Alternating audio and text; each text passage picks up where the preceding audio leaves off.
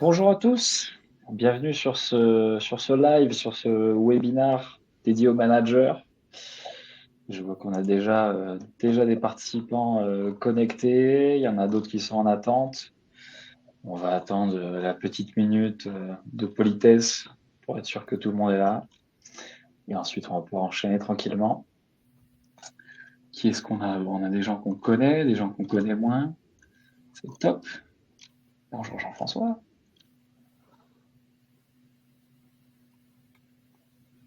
Super ça.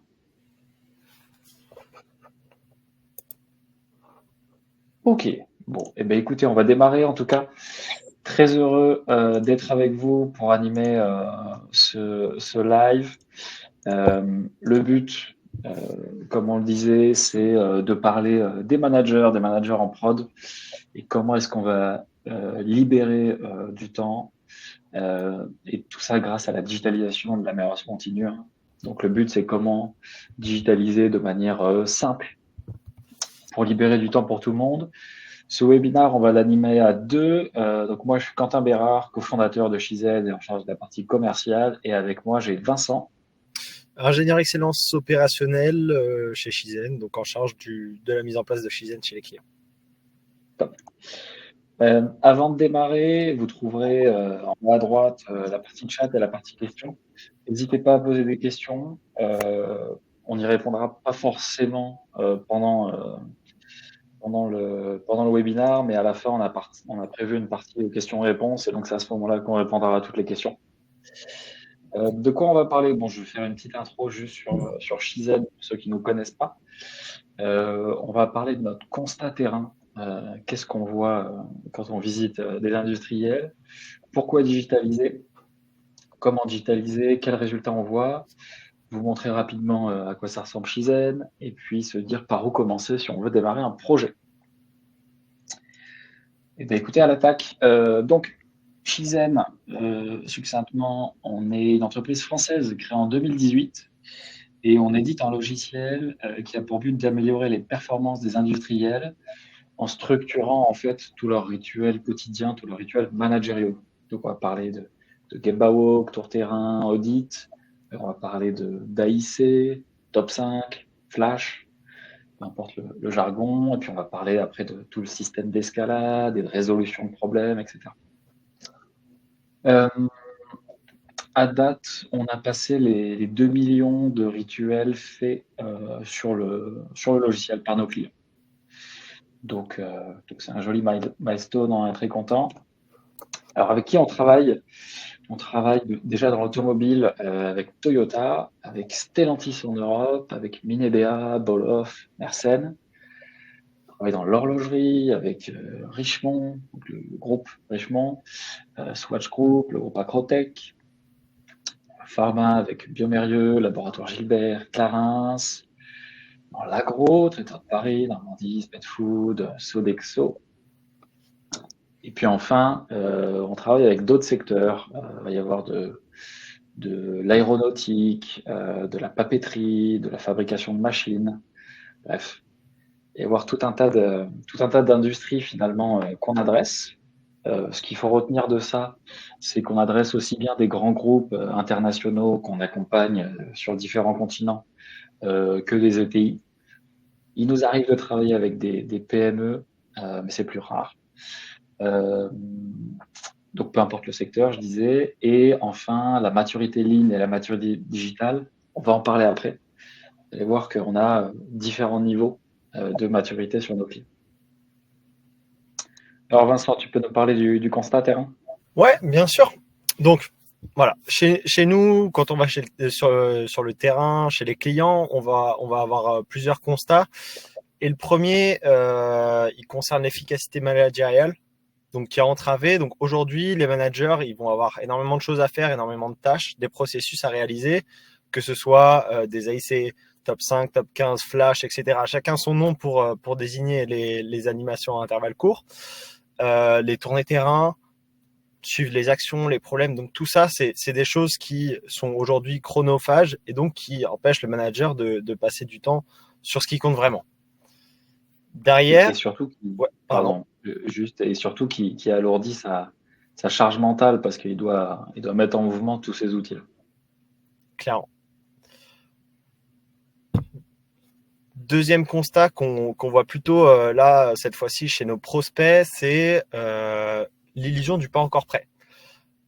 Ça se découpe en deux parties. La partie on n'est pas prêt pour digitaliser parce qu'on n'est pas assez mature sur le digital.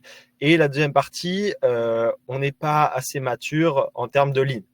Donc, pour le premier point, en général, c'est une peur qui vient assez souvent de la direction, qui va dire aujourd'hui, nos opérateurs, ils sont pas à l'aise avec le digital, ils aiment pas ça, etc. Ça leur convient pas. Mais en réalité, nous, de ce qu'on voit, c'est tout le monde a un téléphone chez soi, donc voilà, c'est pas vraiment un problème. Et puis, quand on donne un outil qui est facile à utiliser et qui est adapté, bah ça marche tout seul. Hein. Aujourd'hui, sur tous les clients qu'on a, on n'a jamais eu ce problème d'adoption de l'outil parce que on n'aime pas le digital. Au contraire, on aime le digital de plus en plus. Euh, Bah, les gens ont un problème d'adoption digitale quand c'est du mauvais digital, quand on leur met un mauvais SAP ou des mauvais Excel dans les mains. Clairement. Pour la deuxième partie, plus lean, donc quand on va dire ouais, on n'est pas assez mature aujourd'hui sur nos rituels pour digitaliser, ça vient peut-être de la logique papier crayon qui est souvent diffusée par les consultants en général. Aujourd'hui, on va nous dire que il faut pas forcément automatiser un processus qui est pas mature, qu'il faut toujours progresser plus. Mais là, on va pas parler d'automatiser, on va parler de progrès plutôt. Et puis, la question que j'ai envie de vous poser, c'est ça fait combien de temps que vous essayez d'améliorer vos rituels et parfois ça prend pas ou parfois on progresse pas. On réitère sur des cycles de plusieurs années en général. Donc, on peut toujours essayer de faire mieux sur une base qui est pas forcément stable, mais on peut aussi faire le choix d'apporter de la robustesse grâce à une base digitale, tout en gardant cette flexibilité qui est essentielle quand on est en progrès et qu'on veut donc améliorer tous les rituels, toutes ces choses-là de l'amélioration continue. Et puis, voilà, donc attention encore une fois à cette illusion de on n'est pas encore prêt, on n'est pas assez mature. J'ai envie de dire, le seul regret de nos clients aujourd'hui, c'est de ne pas avoir commencé plus tôt. C'est bien dit. Non, mais c'est ça, la maturité ligne, il y a un gros sujet. Dans la plupart du temps, vous êtes prêts, on va vous expliquer justement les conditions de succès selon nous pour démarrer. Elles sont souvent plus basses que ce que les gens attendent. Alors, pourquoi digitaliser? Ça dérive tout de suite du constat, hein, mais plus concrètement, les managers, les responsables d'îlots, responsables d'ateliers, responsables de prod, ils ont un gros sujet sur le suivi des problèmes et des actions. On a fait une enquête sur 25 usines. Les managers intermédiaires devaient suivre 8 supports différents pour regarder leurs problèmes et leurs actions. Il y avait du tableau blanc, il y avait des post-it, des emails, des SharePoint, il y avait plusieurs Excel, il y avait du Teams, du Planner. Bref, c'est juste insupportable pour eux. Ils ont autre chose à faire, clairement, que de se connecter sur 8 supports différents ou d'aller voir 8 supports différents pour suivre tout ça. Même principe sur les informations, plus générales, hein, de la communication, des indicateurs. Il y en a partout, il y en a dans le RP, dans le MES, dans le Power BI, dans les emails. Et donc, ça fait des managers qui doivent courir partout juste pour bien faire leur job. Et ça, c'est sans compter sur le fait qu'en plus, eh ben, on doit communiquer avec d'autres équipes. À côté de nous, d'autres ateliers par exemple, avec des équipes hiérarchiquement supérieures. On est au niveau de la ligne, on remonte à l'UAP, et puis avec des équipes support. Et il y a de la perte partout d'informations entre tous ces échanges-là. Alors, comment digitaliser? Je crois que Vincent, tu as 3 piliers. Ouais, au fur et à mesure des différents projets qu'on a menés, des nombreux projets qu'on a menés chez nos clients, on a identifié 3 piliers principaux qui permettent de faire une digitalisation réussie. Avant ça, j'aimerais faire un petit highlight sur un point. La digitalisation, elle n'est pas là pour remplacer le management. La digitalisation est un moyen pour permettre de libérer du temps aux managers et justement que ces managers aient un vrai impact en supprimant leurs tâches à non-valeur ajoutée. Donc, pour reprendre sur ces 3 piliers, le premier, donc là, on parle des critères, voilà, pour commencer à digitaliser. Premièrement, des rituels structurés. Ça ne veut pas dire avoir un rituel qui est millimétré, qui est parfait. Non, c'est avoir des gens qui se réunissent régulièrement autour d'un espace d'animation avec des indicateurs, des problèmes, des actions et un contenu qui est quand même défini à l'avance. Second point, système d'escalade défini. Donc ça, c'est pour nous un critère de réussite essentiel dans nos projets. Donc mettre en place un système d'escalade qui fonctionne et qui est clair pour tout le monde. Donc,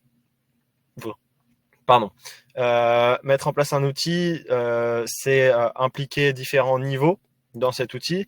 Les opérateurs, ils vont remonter des problèmes, ils vont remonter des actions. L'idée, c'est qu'ils ne soient pas seuls dans cette démarche-là. Et donc, voilà, s'ils ne peuvent pas résoudre un problème à leur niveau, il faut qu'ils puissent le faire remonter. Sans tomber dans l'excès d'envoyer tout au manager. Donc, mettre un petit peu des filtres et savoir exactement qu'est-ce qu'on envoie, qu'est-ce qu'on n'envoie pas. Voilà. Et je vous invite pour faire l'expérience, vous allez voir, ça va pas vous prendre longtemps et c'est assez drôle.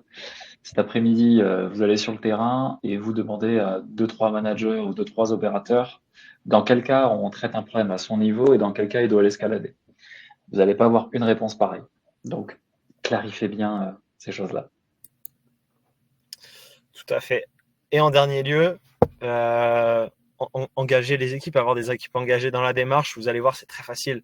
Quand on amène un peu de digital, les gens sont tout de suite plus attirés par les rituels, par voilà toute cette partie amélioration continue aussi. Donc voilà, avoir des équipes engagées dans la démarche et qu'on va évidemment accompagner dans tout ça pour que ça se passe bien. Top. Donc, des rituels structurés, pas forcément parfaits, mais au moins dont le contenu est défini. Un système d'escalade qui est remis au clair, et puis des équipes engagées qui sont volontaires pour démarrer. Top. Alors, les résultats. On va parler de résultats un peu, des choses intéressantes. Premier point, c'est le thème aujourd'hui, c'est gagner du temps pour les managers. Toyota a mesuré entre 30 et 40 minutes par jour par manager de gagner.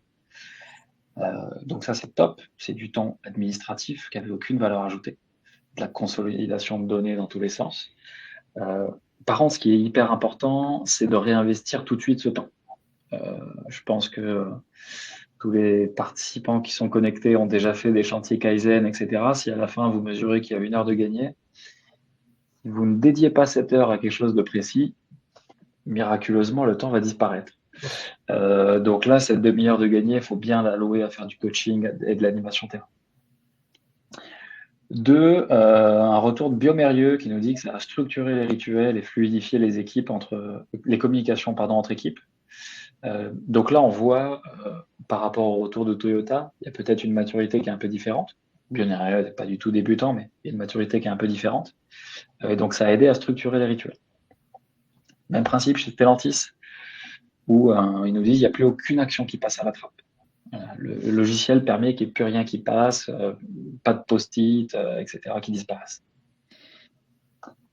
À Richemont, donc plutôt chez les horlogers, on a simplifié nos routines tout en gardant une exigence qualité très haute. Voilà, le but c'est, pour le coup, quand on est allé très loin dans les rituels et que voilà, que le standard est quand même bien approfondi, on peut garder ce niveau d'exigence en simplifiant la vie avec du digital. Et j'ai envie de dire presque le contre-pied, l'inverse de ça. Chez Mersen, Shizen a permis d'engager des ateliers qui n'étaient pas dans la démarche auparavant. Donc là, on a démarré sur des ateliers qui étaient plutôt moteurs. Et le succès de ces premiers ateliers a permis d'embarquer ensuite d'autres ateliers. Un, parce que y a leurs collègues des premiers ateliers qui ont bien vendu le truc, et donc ils y ont eu confiance. Et 2, parce que s'ils ne faisaient pas de rituel depuis autant de temps, c'est qu'il y avait des freins. Et souvent, le frein, c'est que c'est pas facile, on n'a pas le temps, etc. Donc avec le digital, ils gagnaient tout ce temps-là. Donc voilà les différents types de résultats que vous pouvez avoir, les différents axes de gains. Gagner du temps, structurer les rituels, embarquer les gens dans la démarche, etc. Et tout ça, ça remet en évidence finalement ce que Vincent disait tout à l'heure, qui est ça n'a pas de sens d'attendre une maturité parfaite parce que digitaliser ces rituels-là va permettre, en fonction de votre maturité, d'apporter des choses différentes. Ok. Eh bien, écoutez, après avoir fait pas mal de promesses, on va quand même vous montrer un petit peu le produit. Alors, donc, Shizen, qu'est-ce que c'est, hein? Je le répète, c'est un logiciel d'animation des routines managériales quotidiennes. Donc là, on est dans Shizen. Je suis Quentin Bérard, je suis sur la ligne A. Donc là, tout ce qu'on va voir dans les 5 prochaines minutes, c'est dédié à cette fameuse ligne A. J'ai un tableau de bord, sécurité, qualité, coût, délai, information, problème, action. Donc ça, généralement, tout le temps, c'est le client qui le paramètre en fonction de ses goûts, en fonction de son standard, en fonction de son contexte, ses objectifs. On a une grande diversité chez nos clients. Ils font tous des choses différentes. Et voilà, ça c'est en tout cas un exemple de dashboard qui peut recentrer beaucoup d'informations et donc qui peut être diffusé par exemple toute la journée sur un grand écran. Alors comment on va se servir de Shizen? Eh ben, je vous propose, on déroule la journée type d'un manager, ou du moins on va simplifier ça. On est mercredi 16, là je suis sur l'agenda standard de l'équipe et je vais d'abord avoir une tournée 5S et ensuite je ferai mon top 5. Donc, je vais lancer ma tournée 5S. Alors, une tournée terrain comme ça, logiquement, normalement, on le fait plutôt sur smartphone ou sur tablette, hein, pour avoir l'aspect mobile. Là, je vais vous le faire sur PC. Donc, ma tournée 5S, là, elle est structurée en 2 étapes. Je vais aller voir poste 1 et poste 2. Et donc, tout ça, c'est les points de contrôle de mon poste 1. Donc, c'est de la checklist simple, hein, que vous connaissez tous. Est-ce que les objets appartiennent au poste? Alors, attention, on va aller regarder le standard. Ok, voilà mon standard. Et ben, en l'occurrence, il n'y a pas d'écart. On est bon. Et j'enchaîne. Et les outils sont à leur place. Et on est bon, etc. Donc, vous allez soit avoir du OK, OK, soit avoir des valeurs à saisir, soit avoir des listes déroulantes comme ça. Mais du coup, vous allez dérouler selon vos critères, vos checklists. L'intérêt, assez logiquement, c'est que quand il y a un écart, on puisse réagir. Là, j'ai mis les fiches de poste sont à leur place, OK. Tout de suite, la solution me propose de créer un problème ou de créer une action. Et ça me permettra de travailler dessus ensuite. C'est peut-être pas au milieu de mon audit que j'ai envie de travailler là-dessus. Donc, je vais créer un problème. Pour créer un problème, c'est très simple. Je vais décrire mon problème et prendre une photo. Vous allez voir. On va imaginer un problème. Je ne sais plus ce que j'avais coché. On va inventer un problème de management visuel. Absent. Voilà. Management visuel. Absent. Je peux aller un peu plus loin, déjà localiser, caractériser le problème, mettre une action de sécurisation, etc. Bon, je vous épargne ça. J'enregistre et je reviens à ma tournée terrain. Et donc on voit, il me reste des points à faire. Donc voilà, ça m'a pris 10 secondes chrono, je pense, 15 secondes, et j'ai caractérisé mon problème, et je suis sûr de ne pas l'oublier, je vais pouvoir le traiter après. Et voilà, dans les grandes lignes, la tournée terrain. Donc, vous comprenez aussi au-delà de ça que finalement, les cas d'usage sont très nombreux. On a des clients qui vont faire évidemment des audits 5S, qui vont faire des tours d'ateliers généraux, qui vont faire des tournées de sécurité, qui vont faire des lancements de postes. Vous pouvez vous en servir pour tout un tas de choses différentes. Là, j'ai terminé, donc j'ai accès à ma synthèse, à la synthèse de ma tournée. Donc, je suis capable de revenir sur les précédentes itérations. Je suis capable, on a un client qui fait ça, qui exporte. Quand il fait des audits HSE, il fait un export au format PDF et ensuite il l'envoie à toutes les parties prenantes toutes les semaines, qui sont ou pas sur Shizen. Et puis après, on va voir d'autres outils pour piloter ça, piloter les tours internes. Ok, donc me remets dans la peau du manager. On a fait la tournée 5S. Maintenant vient l'heure du top 5. Et donc là, on va rassembler toute l'équipe autour d'un grand écran, tactile peut-être ou pas. Idéalement, là où il y avait le management visuel à la base, hein, c'est-à-dire en bord de ligne, sur le terrain. Et tous ensemble, on va animer ce top 5. Le top 5, comment est-ce qu'il est paramétré dans Gizen? Vous avez des participants. Et puis surtout, ici, vous voyez, on a des étapes. Et donc ça, c'est vous qui allez choisir de quoi on parle au top 5, c'est quoi notre standard d'animation. Chaque rituel peut être différent. Et peut-être que là, je vais vous montrer un top 5 qui, à mon avis, va être assez costaud, il va être assez structuré. Peut-être qu'on peut imaginer des top 5 qui vont être plus simples, puis après des top 15 un peu mieux structurés, puis après des rituels hebdo encore différents.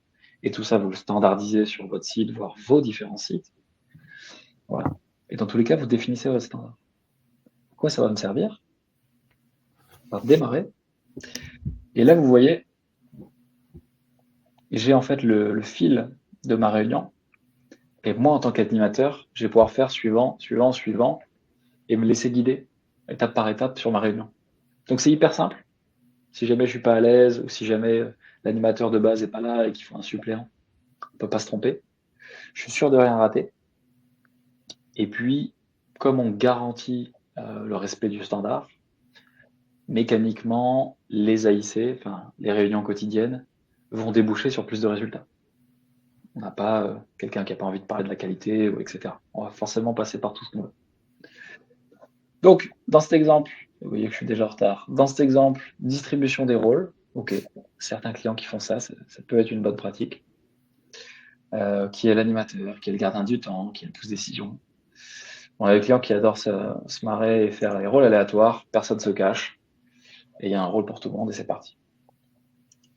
Là, on enchaîne. Page sécurité. Donc là, je suis sur mon étape 2, on parle de sécurité. Qu'est-ce qui se passe? On a notre croix sécurité. Pour l'instant, c'est tout beau, on est dans le vert. Si on regarde le mois précédent, bon, on a eu un accident, etc. Donc ça fait 22 jours qu'on n'a pas d'accident. On a une vidéo des bonnes pratiques. Donc ça, c'est vous qui allez mettre ce que vous voulez. Ça peut être des PDF, ça peut être des images. Et puis ici, j'ai une liste des différents problèmes en cours de résolution. Problème de sécurité. Et j'enchaîne. Qualité, ok, qu'est-ce qu'on a? On a un taux de rebut, on est dans le vert, c'est top. Nombre de rebuts, on est dans le vert. Nombre de pièces contrôlées, on a 55. Il fallait qu'on soit minimum à 50, donc on est bon. Flash qualité, ok. Là, ici, on voit qu'on nous met en évidence un défaut. Et puis, problème qualité, etc. Donc, vous voyez, finalement, vous allez vous créer un scénario, étape par étape, où vous allez dérouler des pages comme ça, qui sont souvent, selon nos clients, des pages thématiques. On a certains clients qui animent leur réunion juste avec le dashboard complet du début. Le problème de ça, et vous l'avez déjà tous vécu, c'est que quand l'animateur commence à parler de sécurité, 2 tiers de l'équipe est déjà en train de regarder les délais, les actions, les informations, etc. Là, au moins, l'avantage de passer étape par étape, c'est que tout le monde est concentré et aligné avec l'animateur. Juste un point de détail que je n'ai pas donné, mais les indicateurs, d'où est-ce qu'ils viennent? Il y a 2 options. Soit on va avoir de la saisie manuelle. Temps de changement de série, aujourd'hui, on est à 10. Ça fonctionne très bien. Et il faut se décomplexer. On a aussi des clients qui nous disent on n'ose pas encore démarrer Shizen parce qu'on n'a pas encore toutes les datas, etc. On s'en fout. Clairement, plutôt que saisir la valeur à la main, saisir sur un Velleda, saisir la valeur à la main dans Shizen, ça fonctionne très bien aussi. Donc on peut saisir à la main. Scénario idéal, ces infos nous viennent automatiquement de vos logiciels, de votre ERP, de votre MES, de votre WMS, peu importe. Donc ça, c'est pas mal. Et puis, vous pouvez aussi intégrer directement des Power BI, des ClickSense, etc. Donc là, vous voyez, j'ai un rapport Power BI qui est interactif, hein, directement, qui est embarqué dans Shizen et sur lequel je peux travailler. Et donc, on a certains clients, d'ailleurs, qui utilisent très peu les indicateurs de Shizen et qui embarquent beaucoup de rapports Power BI. Ça, c'est en fonction de votre stratégie. Et voilà. je continue mon rituel, vous avez compris le concept. Là, j'ai des points à suivre, alors ça c'est intéressant. Point d'attention, retard fournisseur, retard prière, avance sur pièce. Donc si vous êtes chef d'équipe et qu'il faut que vous pensiez absolument à dire quelque chose, vous avez ce type de widget, ce type de module dans le produit qui servent à ça. Et vous pouvez retracer en disant qu'est-ce qu'on s'est dit hier, qu'est-ce qu'on s'est dit avant-hier, etc. J'avance. Passage de consigne. Tu veux nous dire un mot là-dessus, Vincent? Ouais, ça, on parlait tout à l'heure de la perte d'informations. Je pense que ça fait partie des essentiels qui sont utilisés par nos clients.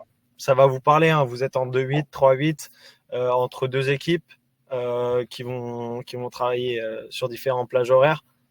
Bah, on transmet pas forcément toute l'information.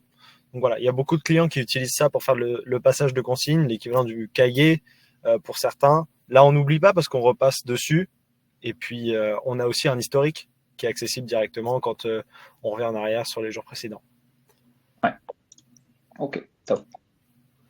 Alors là, on est toujours dans le top 5, mais c'est vrai qu'il est un peu complet. Qu'est-ce qu'on voit? C'est une page de pilotage des tournées terrain qu'on a. Donc là, nous, on voit qu'on a l'audit 5S qui est prévu 3 jours par semaine. Et quand c'est en rouge, ça veut dire qu'il était prévu, mais qu'il n'a pas été fait. Donc là, en termes d'adhérence au planning, on n'est pas génial. On l'a fait que depuis 2 jours. Mais toutes les autres fois du mois, on l'a pas fait. Et en bas, on a plutôt du Pareto. Où est-ce que sont, en fonction des zones, le NOK? Bon, ici, c'est que dans l'UAP1. Et quels sont les éléments NOK? Donc là, on voit que notre tête de Pareto, c'est les outils qui ne sont pas rangés à leur place. Je reviens sur la thématique du webinar, libérer du temps pour les managers.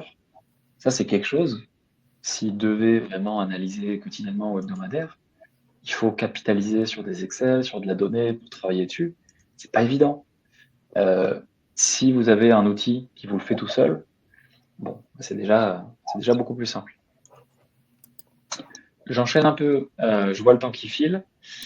Problème, étape 8, je suis toujours dans mon top 5. Étape 8, et donc là, j'ai la liste de tous les problèmes de ma ligne A. Et qu'est-ce que je vois d'ailleurs? Management visuel absent. Ce problème a été remonté pendant une tournée terrain, et ce problème a été remonté dans les dernières 24 heures. Donc vous vous rappelez ce que disait Stellantis sur il n'y a plus rien qui passe à la trappe.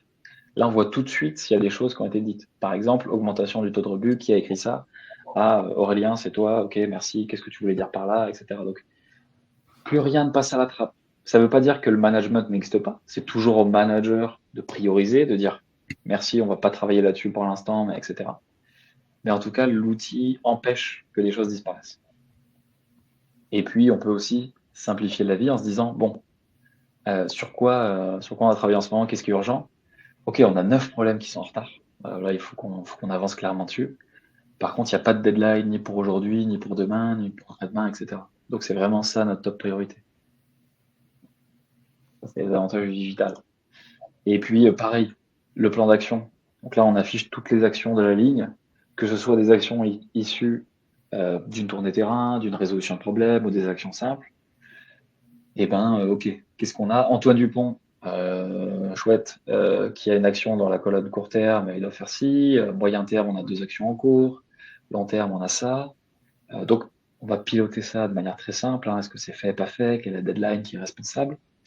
Et puis ici, et ça c'est sympa, on voit les actions escaladées. Donc on voit, on a escaladé 2 actions là à l'UAP, faire la maintenance de la machine, modifier la code d'une pièce. Bah là, en l'occurrence, c'est en retard. Donc je suis en retard et ils n'ont pas démarré. Donc je suis capable de les relancer en disant mais qu'est-ce qui se passe? Comment ça a été fait, etc. Et donc on gagne du temps là sur le lead time de traitement. Et puis là, on voit toutes les actions qu'on a escaladées à la maintenance, par exemple. Donc vraiment, ça permet, de bien mieux y voir sur les actions de notre équipe, et 2, sur toutes les actions qu'on a escaladées et qui nous intéressent, on y voit aussi bien mieux. Donc voilà, une réunion de perf chez Shizen, en tout cas, c'est vous définissez votre standard et vous allez passer par les étapes. Ça peut être beaucoup plus simple qu'on vient de vous montrer, ou ça peut être encore plus enrichi. Mais donc, finalement, si je résume, sur le côté de temps gagné, vous allez gagner du temps dans la préparation de ces réunions, vous allez gagner du temps si certains indicateurs sont automatiques, vous allez gagner du temps sur les relances de problèmes et d'actions, etc. Et puis l'autre gros levier sur lequel vous allez gagner du temps, là j'étais sur un top 5 terrain, si je remonte d'un cran, je vais à l'UAP et j'anime un top 15, et ben, il y a la consolidation des données qui se fait automatiquement. Là, je suis arrivé sur mon UAP, donc un cran hiérarchique au-dessus. Ok, le management visuel, on a gardé les mêmes codes couleurs, etc. Pour autant, ma croix de sécurité, je vois qu'elle consolide automatiquement la ligne A et la ligne B. Et dans ma liste de problèmes ici, j'ai ici une autre équipe vous a envoyé ce problème. Donc ma machine en panne, en fait, elle a été déclarée au niveau de la ligne A et c'est la ligne A qui nous l'a escaladée. Donc après, quand je vais dérouler mon AIC, je vais peut-être vous épargner ça vu le timing, mais on va vraiment aller étape par étape et on va voir de la donnée qui est consolidée. Et donc ça fait gagner là aussi énormément de temps de préparation et ça fait gagner énormément de temps de clarté parce que la chose n'est pas mal recopiée, on ne s'est pas trompé d'un chiffre à l'autre. La donnée est qualitative.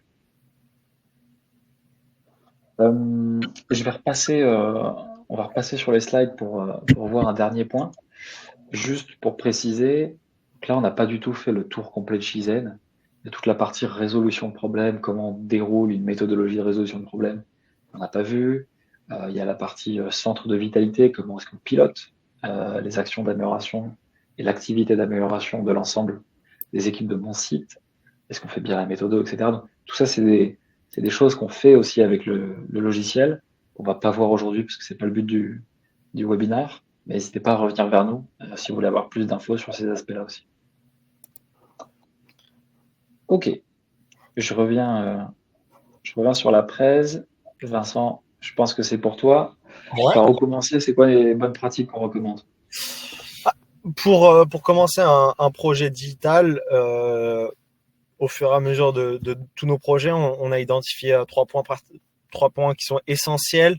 Le premier, c'est cadrer un pilote, donc sur un périmètre réduit, tester la solution avec des rituels, des actions, des problèmes et de l'escalade, mais sur voilà des cas d'usage concrets. Ça doit être simple mais challengeant.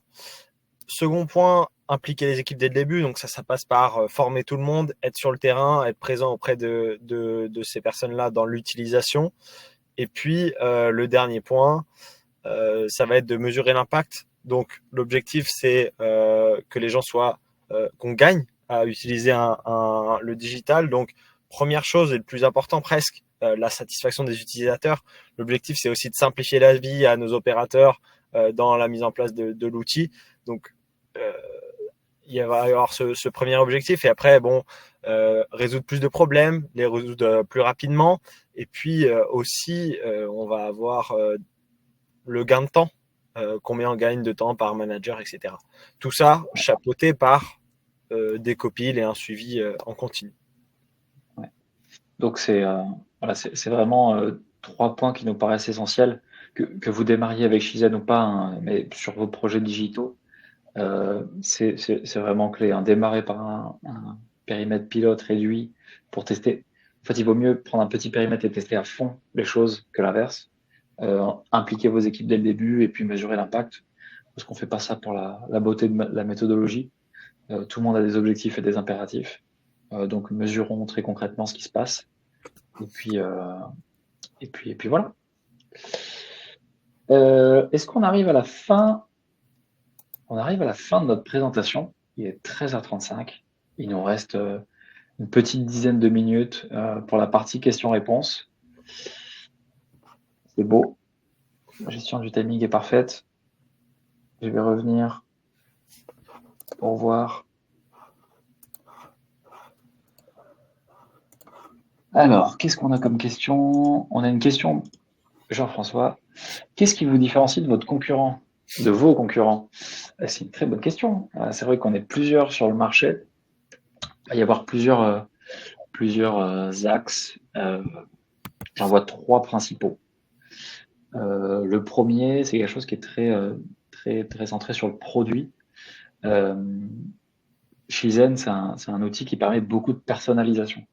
Vous avez vu les différents managements qu'on déroulé avec des couleurs, des trucs que je veux un indicateur de cette taille-là, puis en fait j'en veux un autre de cette taille-là, etc. Donc on va permettre beaucoup de personnalisation aussi dans la partie résolution de problèmes. Vous allez pouvoir créer vos propres méthodologies de résolution de problèmes. Et ça, c'est des choses qui sont assez importantes, mine de rien. Pourquoi? Parce que les gens ne veulent pas un Big Bang. Et ils ne veulent pas une révolution.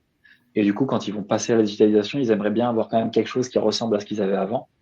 Et le fait de pouvoir beaucoup personnaliser Citizen va permettre de calquer, du moins au début, sur les anciens processus. Ça marche bien. Le deuxième axe, c'est la partie plus tech, API.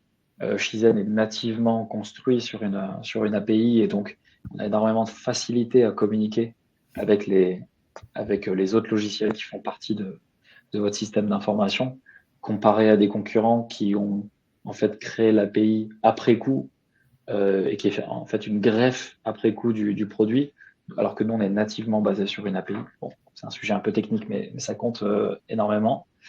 Et troisième aspect, c'est l'accompagnement. Les gens de l'équipe de Vincent, excellence opérationnelle client, donc qui accompagnent nos clients, sont forcément des gens qui ont un passé en prod ou en amélioration continue. Donc on ne recrute que des gens qui étaient en prod, en équipe d'amélioration continue, étaient consultants en ligne, etc.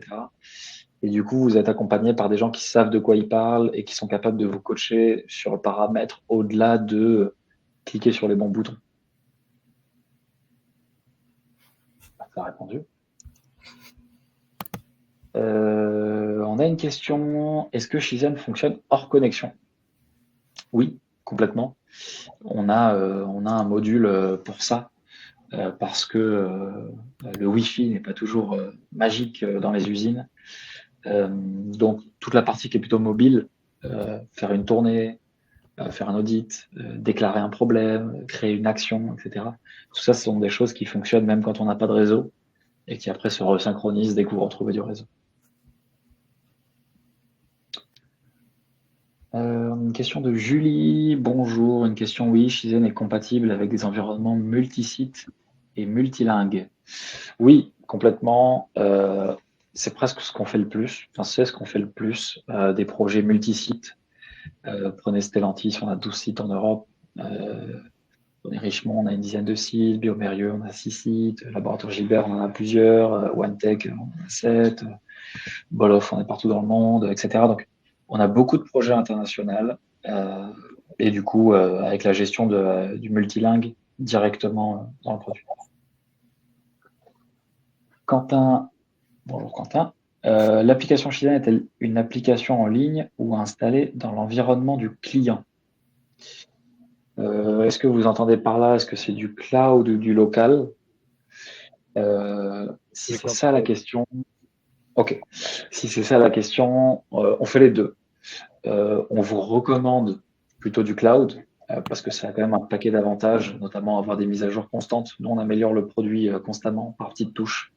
Toutes les 2, 3, 4 semaines, vous allez avoir des petites améliorations, alors que quand vous êtes en local, en on-prem, ce rythme il est moins fréquent.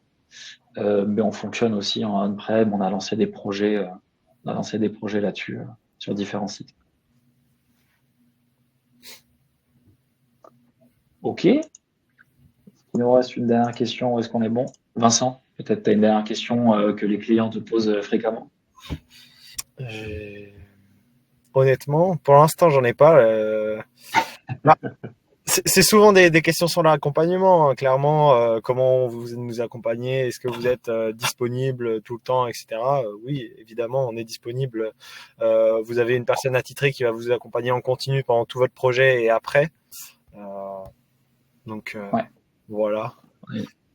Ah, on a deux questions pareilles de Héloïse et de Quentin, qui est le coût et la durée d'un pilote. Alors nous, ce qu'on recommande pour les pilotes, ça va être 3 mois d'utilisation.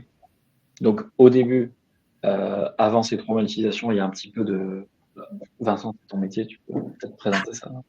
Ouais, pour faire simple, ouais, c'est 3 mois qu'on recommande avec 3 points étapes avec toutes les parties prenantes, donc un kick-off, un copie demi-pilote, un copie de fin de pilote.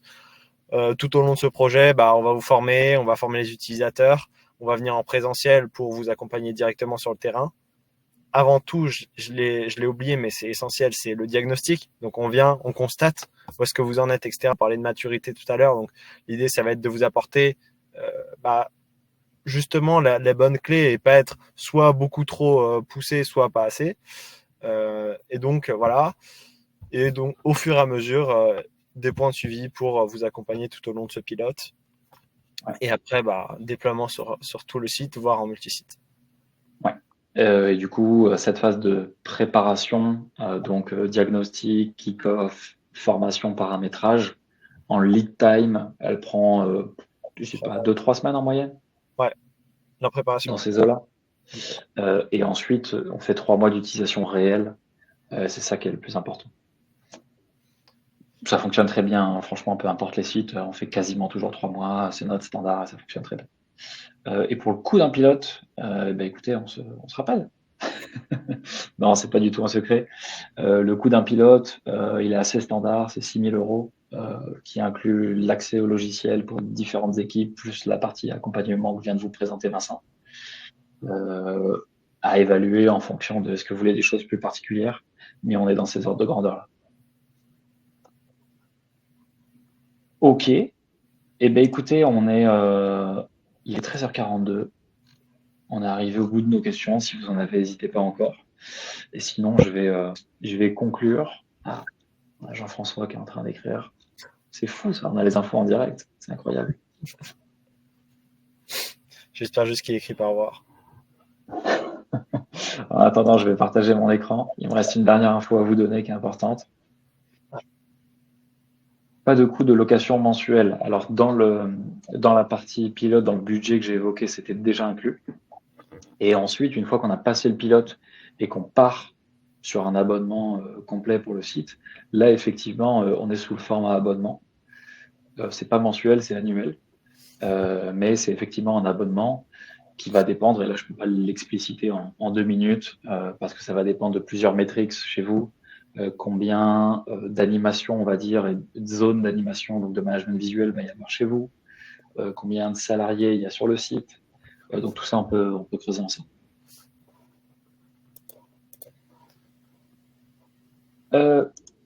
Dernier point à vous donner pour conclure ce webinaire. On organise un prochain webinaire début juin. Alors, on va peut-être en organiser un entre-temps en mai. Ça reste à clarifier. Mais en tous les cas, le 3 juin, on organise avec Toyota un webinar où vous allez avoir le senior manager TPS, donc on va dire l'équivalent du responsable Lean du site Toyota Onin, donc dans le nord de la France, qui produit les Toyota Yaris et Yaris Cross, qui va expliquer comment est-ce qu'ils ont digitalisé les rituels avec Shizen, et ce depuis maintenant 2 ans et demi, 3 ans. Donc il y a un vrai gros retour d'expérience et à une échelle assez balèze parce que c'est un site de 5000 personnes. Donc ça va être un webinaire hyper intéressant, pareil sous format 45 minutes. On va détailler des choses, ils vont montrer une partie de leurs produits et ensuite questions-réponses. On compte sur vous pour être là, pour en apprendre plus.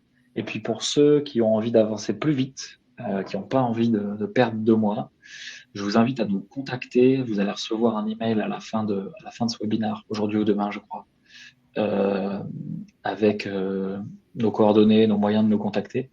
Donc n'hésitez pas à nous contacter si soit vous voulez plus d'infos, ou vous voulez des conseils simplement, vous avez prévu de digitaliser ou vous hésitez à digitaliser, vous voulez notre avis franc et transparent, n'hésitez pas. Et puis à l'inverse, si vous avez déjà décidé de mener un projet, contactez-nous évidemment. Top. Eh bien écoutez, c'était un plaisir d'animer ce webinaire avec vous. On vous souhaite à tous une très bonne journée et puis évidemment à très bientôt.